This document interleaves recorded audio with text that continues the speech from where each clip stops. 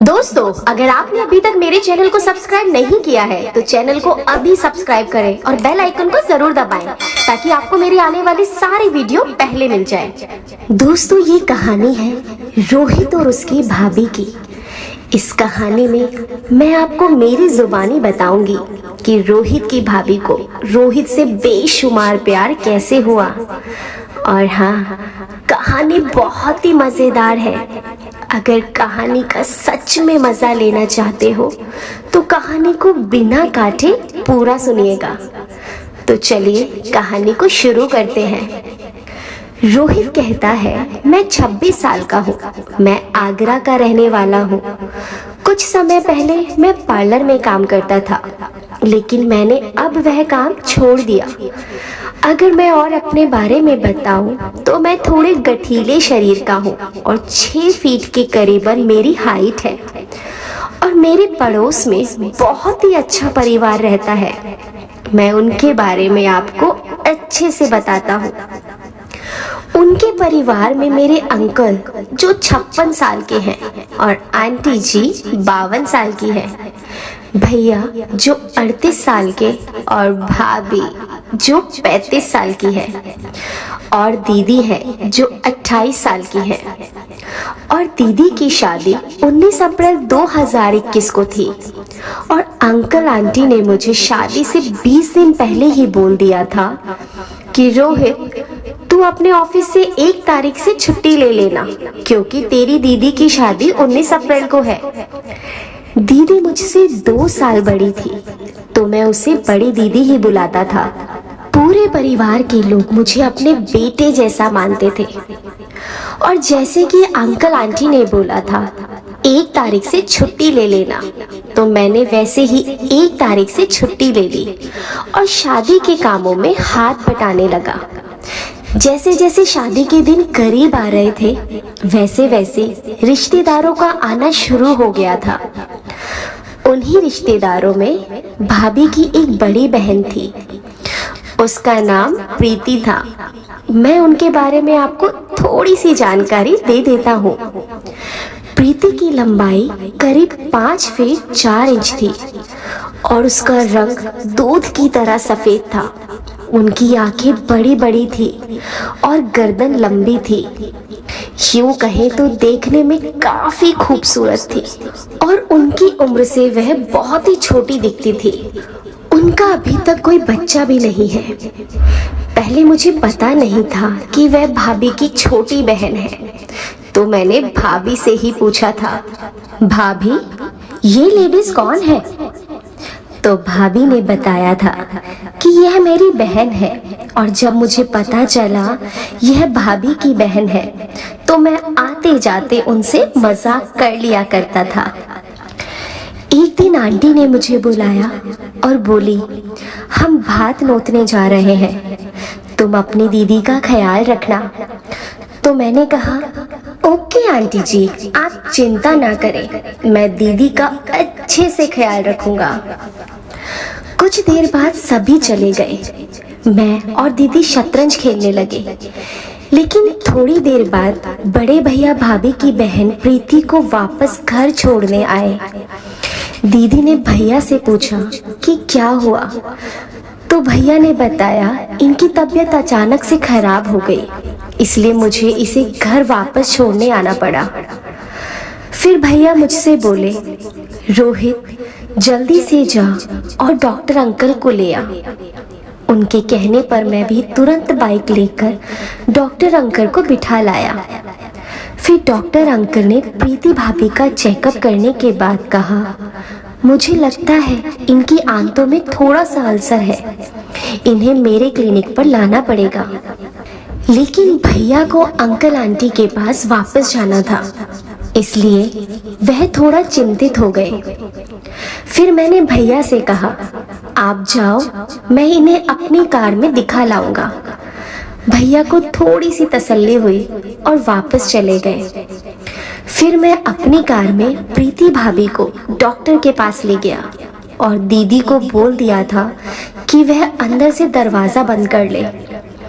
Doctor ने clinic पर प्रीति भाभी के सभी टेस्ट किए और बताया इन इनकी सभी रिपोर्ट्स अगले दिन मिल जाएगी। फिर मैंने डॉक्टर से पूछा कि क्या मैं भाभी को घर ले जा सकता हूँ, तो डॉक्टर ने कहा हाँ ले जाइए। उसके बाद मैंने काउंटर पर फीस भरी और दवाइयाँ लेकर वहाँ से भाभी को लेकर घर आ गया। मैंने अपनी गोद में उठाकर भाभी को कार से निकाला और अंदर कमरे में ले जाकर लेटा दिया। भाभी को मेरा व्यवहार इतना अच्छा लगा कि उनके दिल में मेरे लिए एक अच्छी जगह बन गई। फिर मैंने उन्हें गर्म दूध देकर दवाई दे दी। अब तक शाम के 7 बज चुके थे। फिर मैंने अपने और दीदी के लिए चाय बनाई और दोनों ने साथ में बैठकर बातें करते करते चाय पी ली। फिर हमने देखा कि प्रीति भाभी सो चुकी है। हम दोनों अकेले थे तो हम शादी के कार्ड पैक करने लग गए। हमने कुछ टाइम में ही सभी कार्ड्स पैक कर दिए थे और उसके बाद अंकल आंटी और सभी सदस्य घर वापस आ गए और सीधा भाभी के पास चले गए। हम दोनों से कुछ नहीं पूछा। कमरे में आवाज होने के कारण भाभी भी नींद से जाग गई थी। फिर भाभी कहने लगी, रोहित ना होता तो मेरी जान ही निकल जाती। बहुत ही नेक लड़का है। यही मुझे कार से डॉक्टर के पास ले गया, मेरी पूरी देखभाल की और मुझे टाइम से दवाइयाँ भी दी। यह सुनकर सभी लोग बहुत खुश हुए। फिर सभी ने मुझे आशीर्वाद दिया और भैया ने तो मुझे गले से लगा लिया।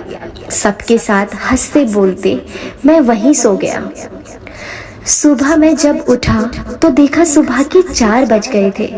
मैंने भाभी को जगाया कि वह अपना दरवाजा बंद कर ले, क्योंकि मैं अपने घर जा रहा हूँ। हालांकि उस दिन संडे था तो उस दिन मेरे धंधे की छुट्टी भी थी। भाभी पूछने लगी, रोहित इतनी सुबह तो कहाँ जा रहा है? मैंने भाभी को बताया, भाभी मैं इतने दिन से यही हूँ।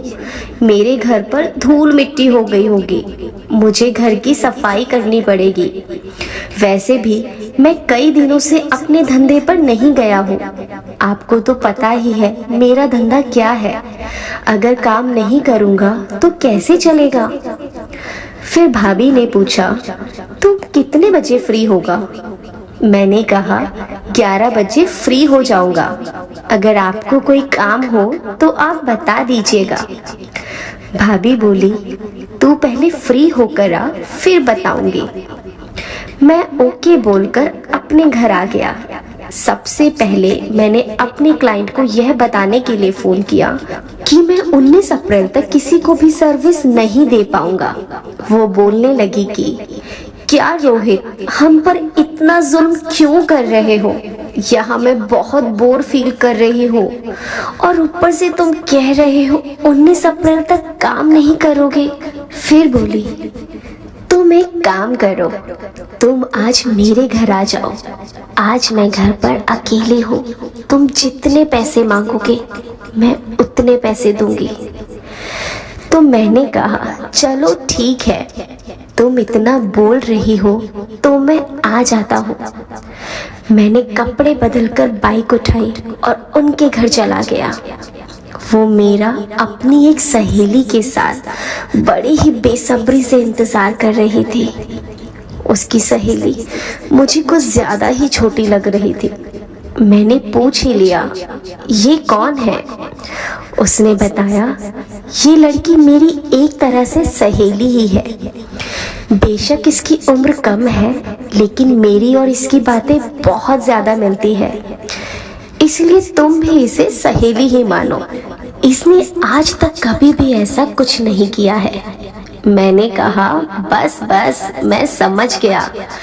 फिर मैंने दोनों ने जो बोला, जैसे बोला वैसे ही काम किया और 1 बजे मैं अपने घर वापस आने लगा। मेरे घर के पीछे एक प्लेग्राउंड है जिसमें कुछ लड़के क्रिकेट की प्रैक्टिस कर रहे थे। उन्होंने मुझे रोक लिया और बोले, यार रोहित, हमारे साथ क्रिकेट खेलो ना। उनका ज्यादा आग्रह करने पर मेरा मन कर गया, क्योंकि बहुत दिनों से शादी के कामों में बिजी था तो क्रिकेट नहीं खेल पाया था। इसलिए मैंने उन्हें कहा मैं घर बाइक खड़ी करके आता हूँ। फिर मैं ग्राउंड में वापस आ गया, लेकिन कुछ टाइम बाद मुझे टॉयलेट के लिए वॉशरूम जाना था, लेकिन वहाँ कोई वॉशरूम नहीं था।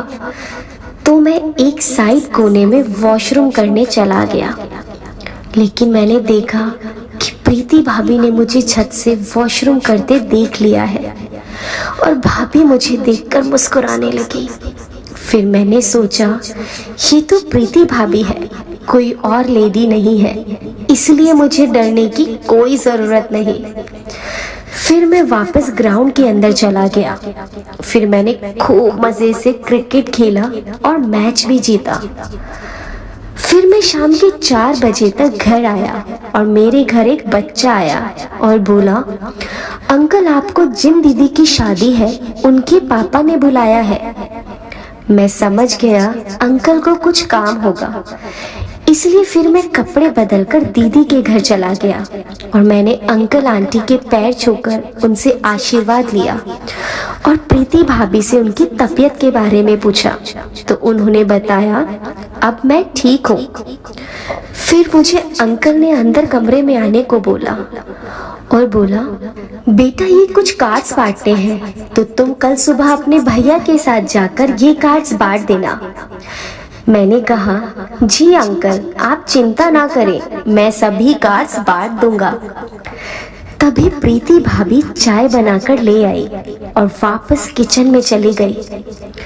लेकिन जब मैंने किचन की ओर देखा तो प्रीति भाभी मुझे ही देख रही थी और मेरे देखने पर वह मुस्कुराने लगी और मैं ये सोचने लगा कि ये ख्वाब है या हकीकत।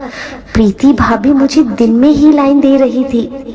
मैं सोच भी नहीं सकता था भाभी मुझे पसंद करने लगेगी। अब मुझे लगने लगा कि किसी ने हमें ऐसे देखते हुए देख लिया तो बिल्कुल भी अच्छा नहीं लगेगा। फिर मैंने जल्दी से अपनी चाय खत्म की और वहां से जाने लगा तो अचानक अंकल ने मुझे रोक दिया। मैंने कहा, अंकल मुझे घर जाना है, कुछ काम है, मैं बाद में आऊंगा। आप कार्ड्स के बारे में बिल्कुल भी चिंता ना करें, मैं सुबह भैया के साथ जाकर कार्ड्स बांट दूंगा। अंकल बोले, ठीक है भाई जाओ। उसके बाद मैं वहां से निकल ही रहा था, तभी प्रीति भाभी मेरे पास आई और बोली, आज रात को कहाँ सो रहे हो आप? मैंने कहा, भाभी वो रात को ही पता चलेगा कि कहाँ सोना पड़ेगा। ये कहकर मैं वहां से चला गया। दोस्तों, मैं आपको इसे आगे की स्टोरी आने वाले पार्ट 2 में बताऊंगी, लेकिन उसके लिए अगर आपने अभी तक मेरे चैनल को सब्सक्राइब नहीं किया है तो चैनल को सब्सक्राइब करें और बेल आइकन को जरूर दबाएं ताकि आपको मेरी आने वाली नई वीडियो सबसे पहले मिल जाए। धन्यवाद। आपका दिन शुभ रहे।